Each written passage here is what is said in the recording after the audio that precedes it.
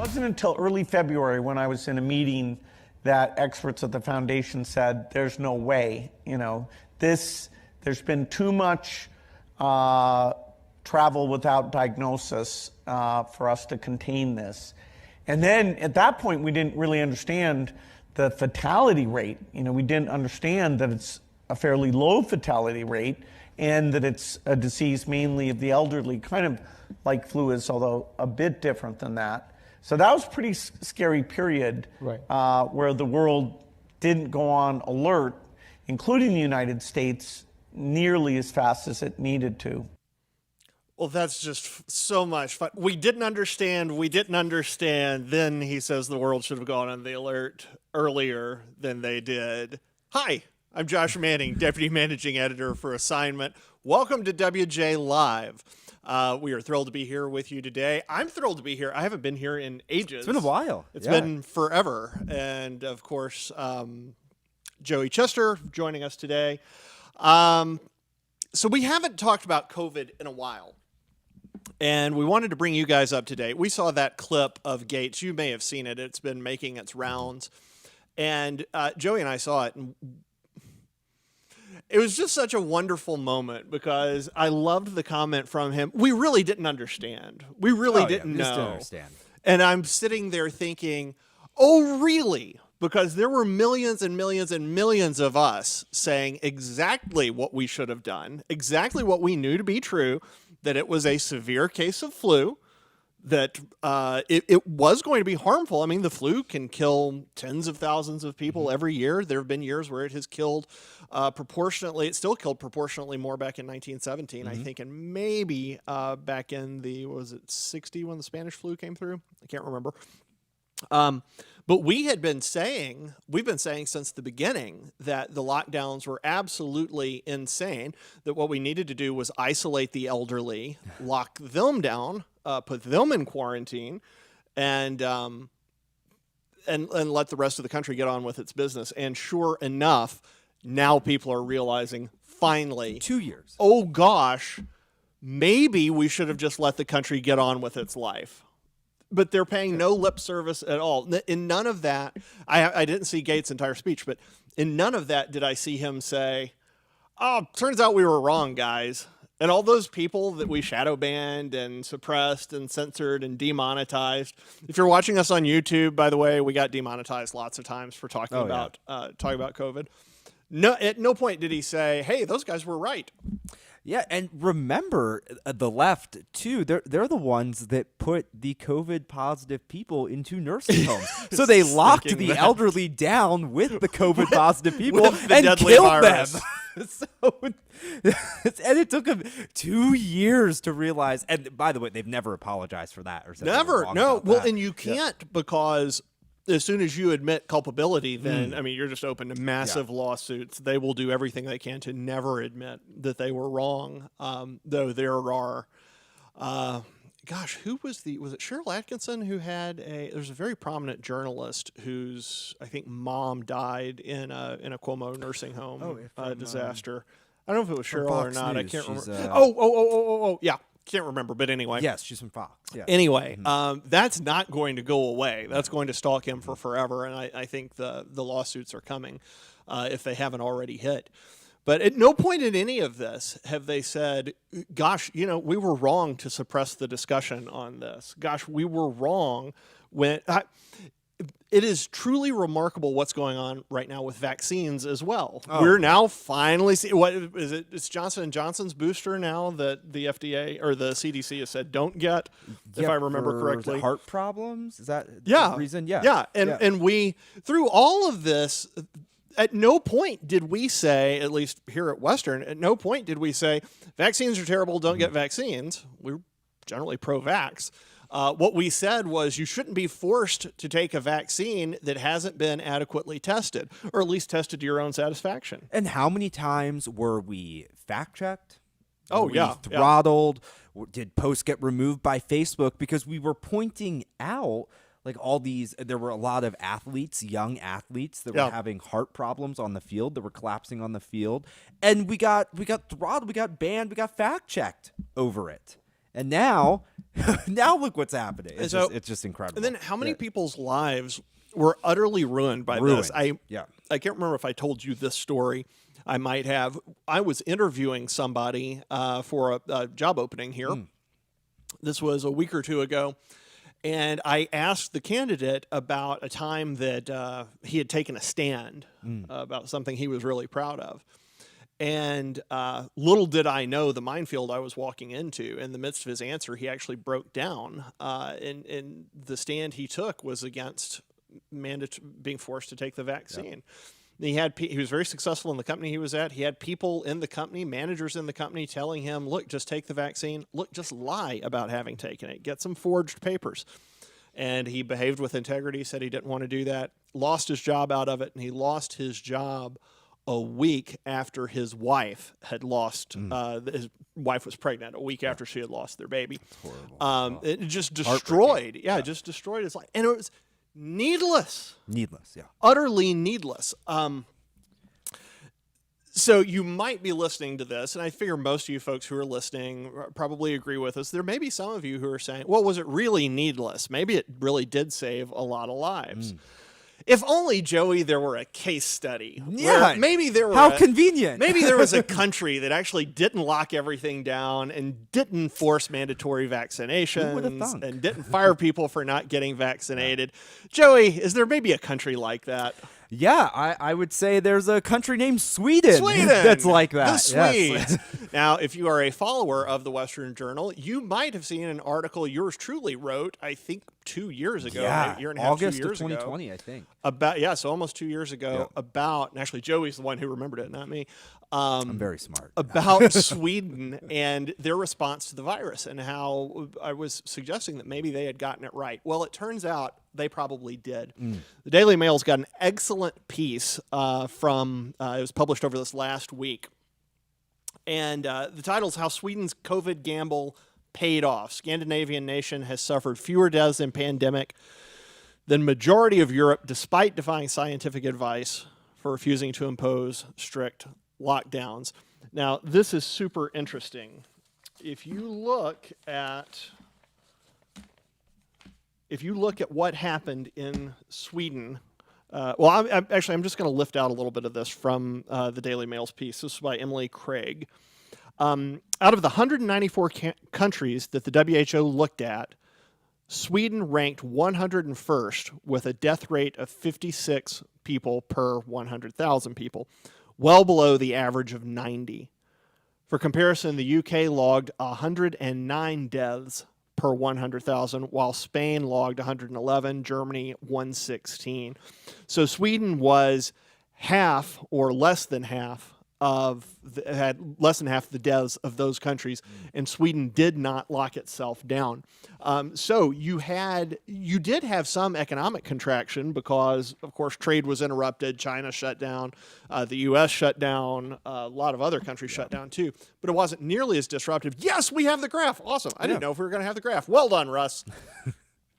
So you look at that excess deaths associated with COVID.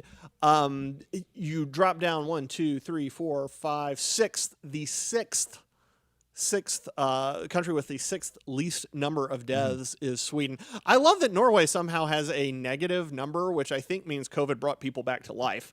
Not positive how to read that, but think about this in the context of what we have been through over the last 2 years. Think of it in the context of people who've lost their jobs, like that guy I was talking with.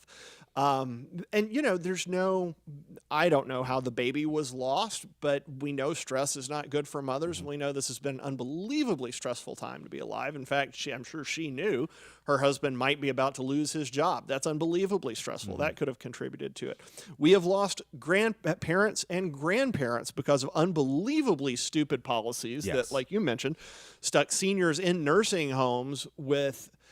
when you've got young kids, some parents will throw chickenpox parties. I remember that. Yeah, but it's like Cuomo did that with old people, and it wasn't chickenpox. Yeah. It was deadly to them. So utterly idiotic. And then you look at the jobs that were lost. You look at, Trump would not have lost the election had COVID not hit. There are crazy repercussions of this. Trump doesn't lose the election. Ukraine doesn't get invaded. I mean, it's just unbelievable how much damage the intelligentsia, the chattering class, the elites did to the United States and the rest of the world through this. And Joey, based on what they're saying about Sweden, we didn't have to. Yeah, and it's interesting if you look at U.S. states, because each state was so different in the way that it handled COVID. You know, like in Arizona, we've been pretty normal now for, a long time. But like, if you compare New York and Florida, they have about the same population. Yeah. But if you look at their death rates, Florida is significantly less than New York. And Florida handled COVID pretty similar to how Sweden handled COVID. And the press, they let people live. And the press savaged DeSantis for it. DeSantis is killing people. He is he's more interested in money and the economy than lives. And yet they did the Sweden thing and performed better. Yeah, and Florida's economy is thriving. In fact, people fled New York to go to Florida. People are happy and healthy and in the sun. Yep. And New York is still struggling to come back. So Florida got it right, just like Sweden did. Well, and similar to Arizona. Yeah, similar to Arizona. Yeah. You know, we went through 4 months of masks, maybe, and that was really scattered. It was sort of the municipalities were able to pass mask mandates and that sort of thing.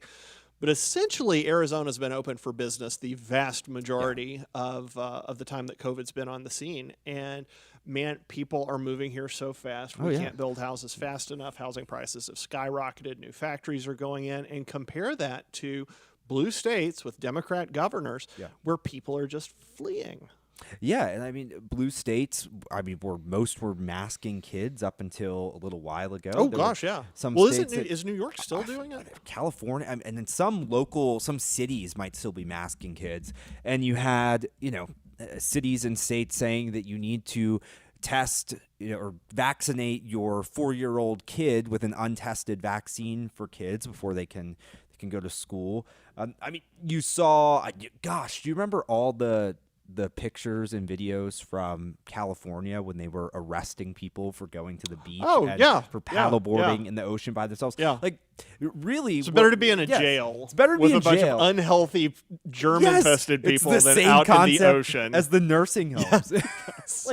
But I think it really shows, like, you really do need to take what the scientific community says with a massive grain of salt. You do. The Economist did a study on this, or I don't know if it was a study, it was an article on this years ago, looking at how many scientific findings are produced every year. Yeah. And then looking at the percentage of those that turn out to be fake. Or not fake, but false. And then they take that and project about how much of the science that we think we know do we actually know. Oh, that's interesting. And it is a tiny percentage compared to what you would think. Yeah. I'm sure I'm overstating this. I remember it being something like 30%. I believe it. But it's unbelievably hubristic and prideful to say follow the science, but not follow the science all the way through. Simply stop at the point at which science gives you the answer that you're interested in. So instead of following masks all the way through and trying to figure out, do they work or not, they decided a couple months into this, masks have to work.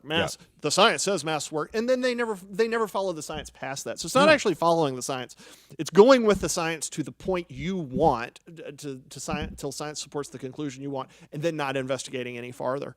And that's what has happened through all of this. And they didn't. It's funny. The scientists didn't follow the science. If they did, they would have said, okay, this is a disease that it impacts the elderly. The elderly should isolate, be careful. And then the rest of us, what's the best way to stay healthy? Well, get outside in the sun, exercise, go to the gym, eat well. They closed the gyms. Remember when they were arresting gym owners? I remember there was a story. Do you remember the circle? Yes, and I remember there was a story I did about a grandmother being arrested because she busted the locks on a park in her neighborhood so her kids could go and play. play at the beginning of COVID. That's my so kind of grandma. yeah, she's great. So they actually didn't follow the science, because we know that science tells us that things like exercising and eating well and being out in the sun is good for our health. Yeah, yes, exercises as well as spending time with other people, Socializing. interacting, being active, and instead what we did. I mean, look at what Australia did, and they're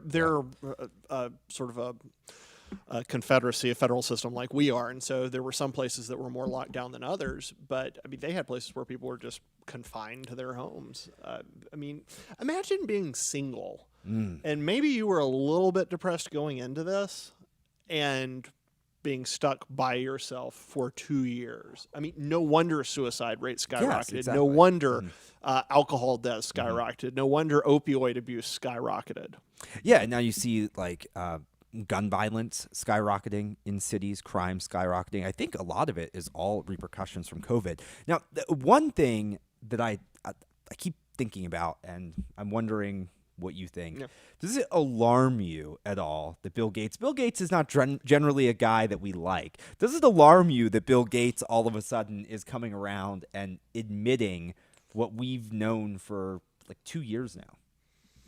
Does it alarm me? Yeah, does it alarm you? Do you think it's is it just, or is it just so. he can't hide it anymore? And it's not just him. It's a lot of folks on the left. I gotcha. Now. I think he is an ideologue who doesn't think of himself as an ideologue. So I don't think he has a problem saying, "Oh, well, we didn't understand this." Okay. I don't know if he understands exactly how much of an impact he could have had to push back on this, to save who knows how many jobs, to save who knows how many lives by fighting this ridiculous war that was waged on a virus that ultimately can't be beaten. Right. I want to shift gears here to talk about a celebrity who's involved with it. But I want to wrap the Sweden segment. I want to lift a couple more things out of the Daily Mail piece. Again, this is Emily Craig. Cambridge University epidemiologist Dr. Raghib Ali told Mail Online, "It's certainly true that the approach taken by Sweden, keeping schools open, relying mainly on voluntary changes in behavior rather than government mandates, has led to outcomes much better than were predicted and most of Western Europe. This is similar to what we've seen in the UK, with voluntary changes in behavior in England leading to similar outcomes to those in other home nations, which had more government mandates." Professor Carl Hennigan, an expert in evidence-based medicine at Oxford, told Mail Online, Sweden's approach not to interrupt transmission entirely, but to reduce the pandemic's health impact, has largely been vindicated by recent mortality results. Countries with hard lockdowns, such as Peru, ended up with worse outcomes. Sweden's light touch approach relied on the public to act responsibly without legal restrictions. This approach was out of step with Europe, but it avoided lockdowns, and the hit to their economy turned out to be milder. This almost done. The strategy in the future should be to trust the public in the face of escalating risks to their health, to make the right choices.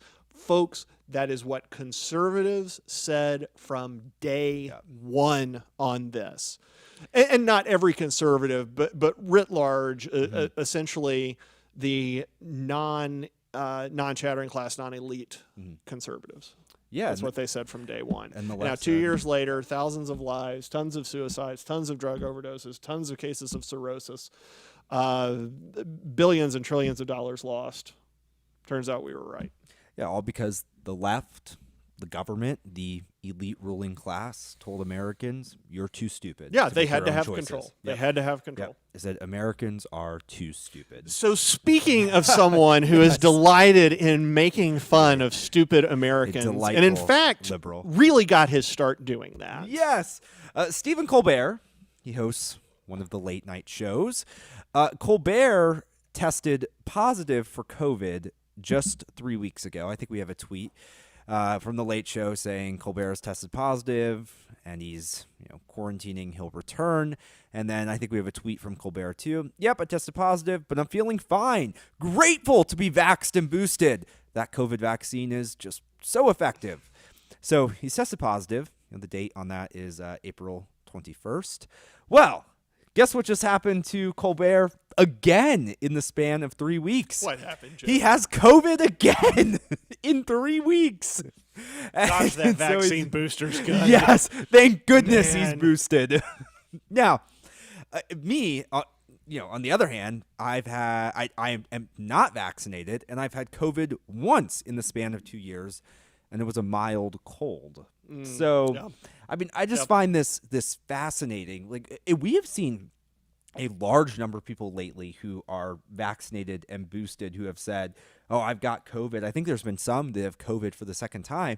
And here I am sitting thinking, man, I don't have the vaccine. I've had COVID once. It was mild. Yep. And these people have told me that I'm the one that's wrong and an idiot and I'm a grandma killer. Yeah, And, I'm yeah. going to die.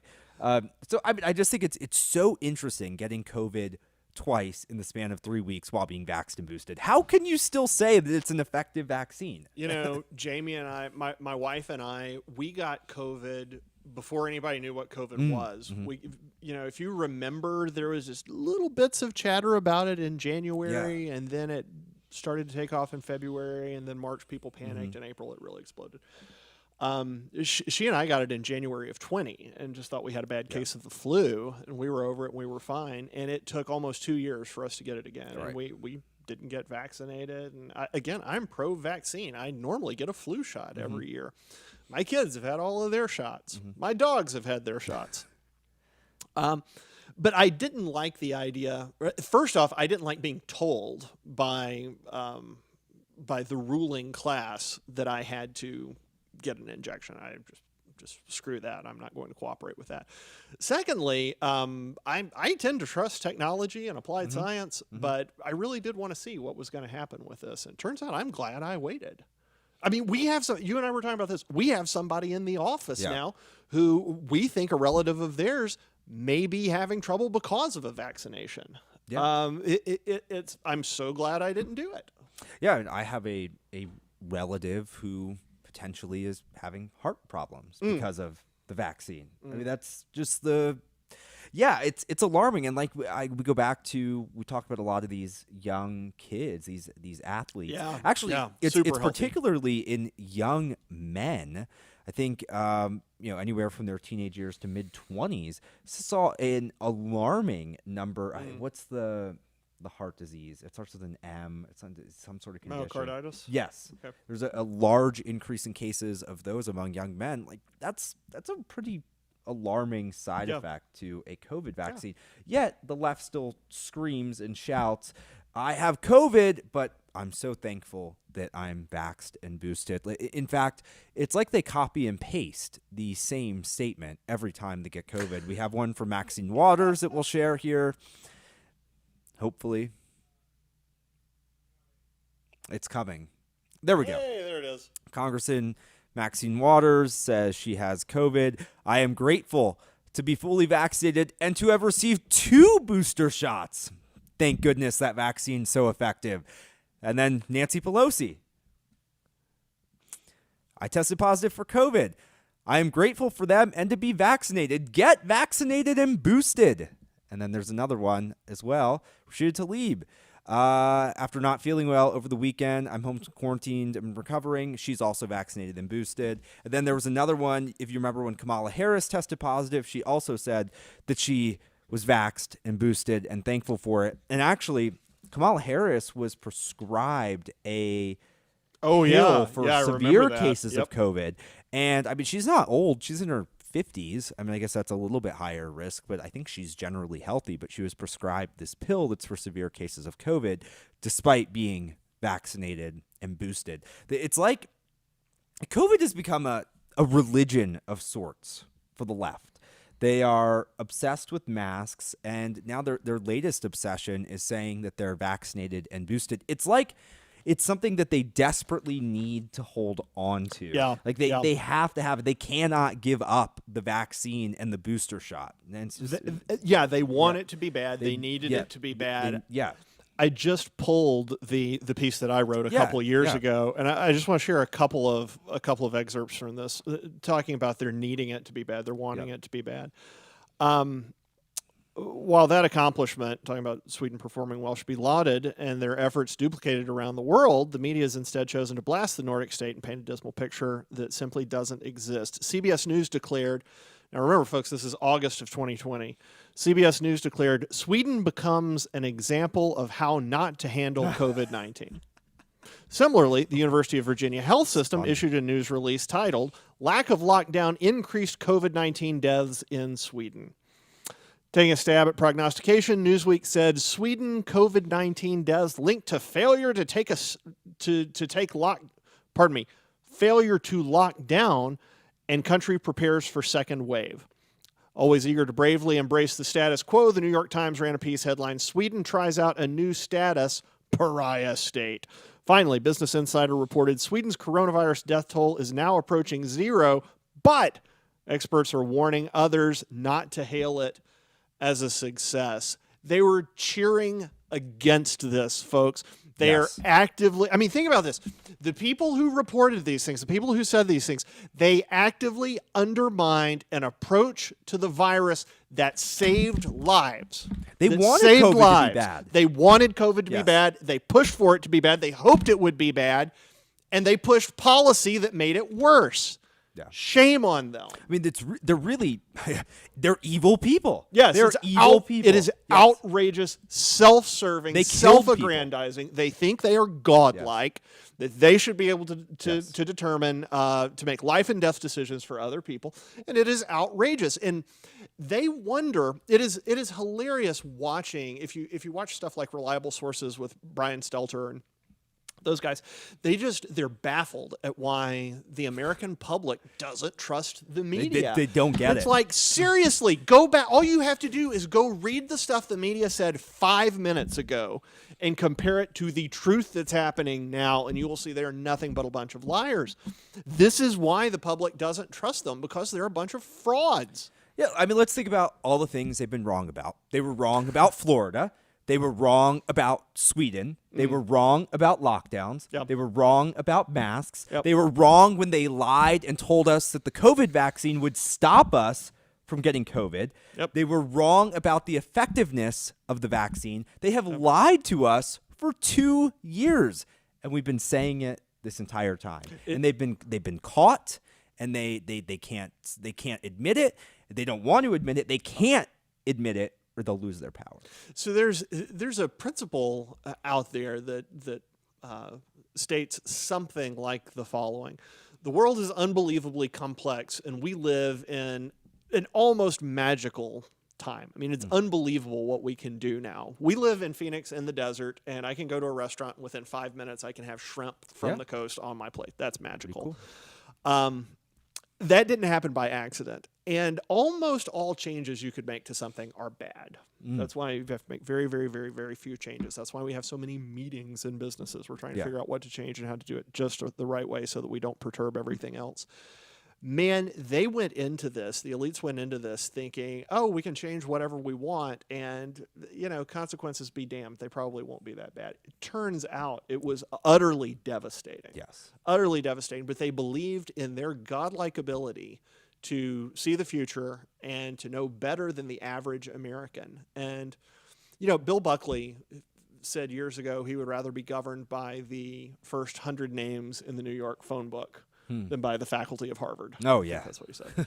And it's true. I would rather deal with common sense Americans in so-called flyover country, what we would call heartland America, than with the intelligentsia that runs things now. And they have dug themselves an enormous pit. They can't admit they're wrong now, because they admit they're wrong. They're admitting how many lives have been lost due to their ineptitude. And remember, they didn't even live the way that they were telling us to live. Remember Nancy Pelosi getting caught in the hair salon? Gavin Newsom. Maskless. Gavin Newsom at the French Laundry. Yeah. Let's see here. Pelosi was trying to get people to come out and party in Chinatown at one point. Who's is Trevor Noah he has another late show, right? I think he vacationed in Florida as he attacked Florida on TV. Oh yeah, and then you had, was it the mayor of, I probably got this wrong, Minneapolis, something like that. was tweeting to citizens to stay home and not travel to stop the spread while he was on the tarmac getting ready to fly to Tahiti, I think. Yes. I mean, just such a bunch of Governor frauds. Whitmer, her husband, she said Yes. you can't go boating. Then her husband was putting their boat in a lake. The governor of Illinois flew his family on a private jet out of state to go on vacation, I think a beach vacation.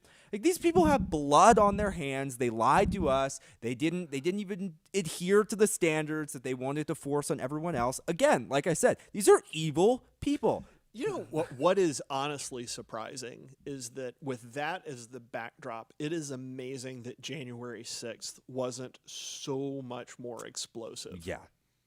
That the American people have watched this happen and have dealt with it as well as they have and as peacefully as they have is incredible to me. I mean, it is either a comment on our incredible self-discipline and commitment to peace, or our foolishness. I'm not sure which, or maybe our optimism. It could be that too. I also think it's stunning. You compare the outrage over January 6th, and remember, no one was killed except for an unarmed Trump supporter. And then you think about all the blood on the hands of the American elite over the past 2 years, and they face zero punishment for it. And that is a stunning representation of the state of the country. It is. It is. But there is hope. Yeah, there's always hope. We're continuing to run stories about what we think is going to be a red wave coming in November. And by the way, when you read stories, when you hear about a red wave, do not let that lull you into complacency. You've got to get out and vote. Yeah. That is the danger of, and it's something that weighs on my mind when I put a story together about great polling for Republicans. Part of me thinks, gosh, I don't even want to put this out because I'm afraid it'll make people overly confident and they'll stay home. We have got to show up en masse in November, but we can flip things. We can change things. I was working on a story with Richard just before I came on. There's a group of former Trump officials who've come up with a plan for the border, and they want to implement it once the red tsunami hits. So, I mean, we're looking at new Congress getting sworn in and new plans for the border immediately. There is an enormous amount of hope out there. Yeah. And look, every time, it's very frustrating what we've been through, but every time the government does this, they overplay their hand. Every time the elites do this, they overplay their hand, and they lose an enormous amount of credibility with the public. A really interesting poll, this was I think it was a Marist poll a couple weeks ago, showed that in 6 months, from October to April, on the generic ballot, the GOP approval rating among Hispanics had gone to, I think, 52% to 48%. I mean, huge. Yeah, huge. Massive lead on the generic ballot, which, by the way, the Republicans almost never lead. Yeah. And we saw black support for the GOP increase 600% in that 6 months.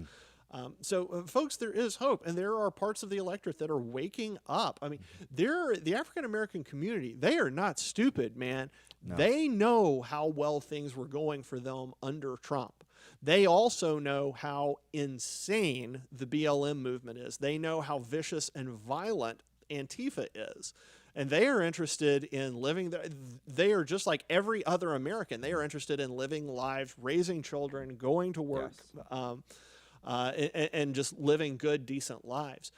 So there is hope in all of this. Be encouraged. And that's not a bad note to end on. No, not Do we at have all. anything else? I think that's it. Got my Thanks for down. watching. Yeah, thanks for being here with us. It is it's great to be back on wjlive. We will see you guys Friday. Probably not us, but somebody will be hosting. Oh, are we not here I Friday? do have an announcement, Yep, actually. yep. Before we forget, we have a very special episode on Friday. Oh, I didn't know. Very exciting. We are going to be talking to Blake Masters, who is a U.S. Senate candidate here in Arizona. He's very similar to J.D. Vance from Ohio, very America First candidate, true conservative candidate. It is possible and quite possible that he'll be endorsed by Trump and could very well beat Mark Kelly in the fall election and could bring back the Senate majority for us. So make sure you tune in here Friday for that very special episode. Excellent. Yep. And that will be 5 p.m. Eastern, 2 p.m. Pacific. That's when we are always on. If you're watching on YouTube, be sure to click the subscribe button. After you click that, you'll have the option to click a little bell off to the side. You can see it there on the screen. Click that bell, not the one on the screen. Click the one on your screen. And that'll make sure that you get notified every time we go live. Additionally, as I said so many times before, but as some of you may not realize, we are not a billionaire-backed company. We are a small family-owned company. We are very frugal with our resources. There is nobody getting rich off of this operation. And we make most of our money from ads, and Google absolutely despises us. Facebook despises us, and we need your help. To any extent possible, we would love for you to support us directly. It would mean an enormous amount to us. It would make us less dependent on big tech. You would be helping support journalism that matters and helping fight back against big tech. If you feel led to support us directly, we've got several ways you can do that. Just visit westernjournal.com/join. That's westernjournal.com/join. There are multiple ways there that you can partner with us to get the truth out, fight back against big tech, and fight for the heart and soul of America. So I think that's it for us. For Joey, I'm Josh Manning with Western Journal. We will see you guys next time. Thanks.